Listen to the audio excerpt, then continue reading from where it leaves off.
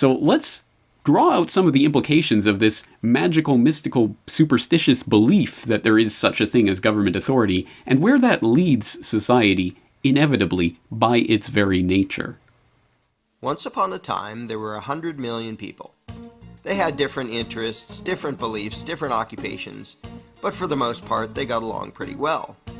Then one day, a gang of a few hundred people showed up. Need to zoom in some more to see them. I know they're there somewhere. Zoom in. There they are. And this gang of a few hundred said to the throng of 100 million, "From now on, you all have to give us a cut of everything you earn."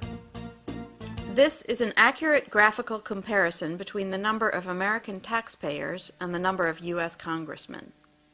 And the throng said, "Gosh, do we have to give you a cut of what we earn?" And the gang of a few hundred said, "Yes, you have to." And the throng said, "Well, okay, I guess we have to." And one little troublemaker asked, "What if we don't?" The gang of a few hundred didn't like this and said, "If you do not comply, we shall unleash upon you our legions of enforcers." And the throng cried, "Oh no, please don't. We will comply, we will pay."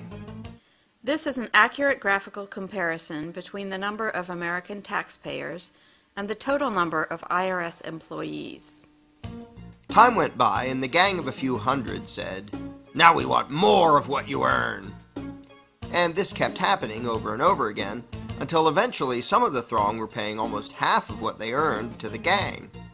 Whenever the gang demanded more, the throng would say, "Golly, we're already having a tough time. Do we really need to give you even more?"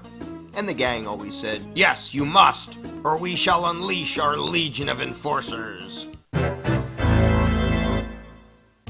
Now the gang of a few hundred was getting trillions of dollars every year, spending it on wars and pyramid schemes, giving away goodies to their friends, buying influence, and doing lots of other things. And some of the throng started saying, "We don't really like the war you're waging with the money we give you. Do we really have to be paying for that?" And the gang said, "Yes, we demand it. Don't make us send out our legion of enforcers." And some of the throng said, "You're taking our money and giving it to huge corporations and giant banks, and some people who just don't want to work. A lot of these things we don't like." And the gang said, "We don't care. We will decide how to spend it. You just do as you're told, or else." And the throng said, "Okay, I guess we have to."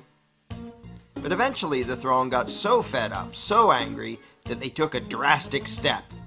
One day they said to the gang, "We don't like what you're doing. We want a new gang." And after pouring a huge amount of time and money into the effort, they replaced the gang with a new gang. Then the throng pleaded with the new gang, "Now, at long last, can we keep our own money, or at least keep more of it?" And the new gang said, "Sorry, but after much discussion, we've decided that you can't. You have to keep giving us what you've been giving, in fact, a little bit more than before." The throng was distraught and said, "This is dreadful. But after all, what choice do we have? I mean, they say we must comply, and they have that scary legion of enforcers. We're powerless against them. We'd better just do as we're told." So they did as they were told, got poorer and poorer, and lived miserably ever after. But after all, what else could they have done? What power could this throng possibly have compared to this gang of a few hundred and their enforcers? What chance would this thing have against this thing? How could these 100 million people ever hope to successfully resist the awesome power of this tiny little dot? In case anyone missed this, let's review. Here's them. Here are their enforcers. Here's us. Them, us. Them, us. Does anything about this seem just a little strange to you?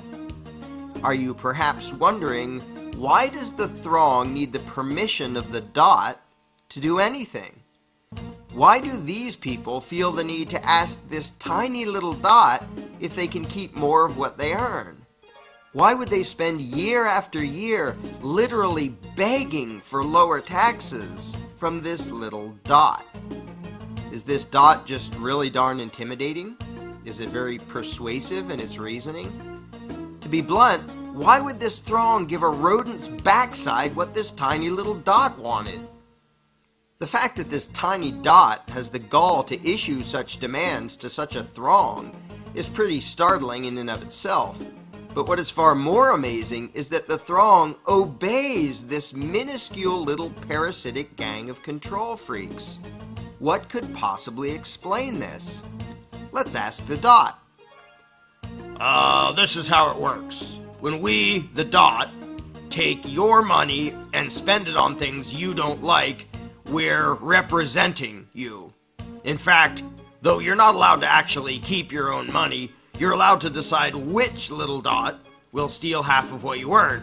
So that really means that you're in charge and that you're agreeing to give us your money. In fact, we, the dot, are serving you when we take your money and spend it on things you don't like. And so you should thank us and treat us with great respect and honor for having robbed you on your behalf for your own good in order to serve you by doing things you don't want us to do. So there you have it. I hope that cleared everything up for you.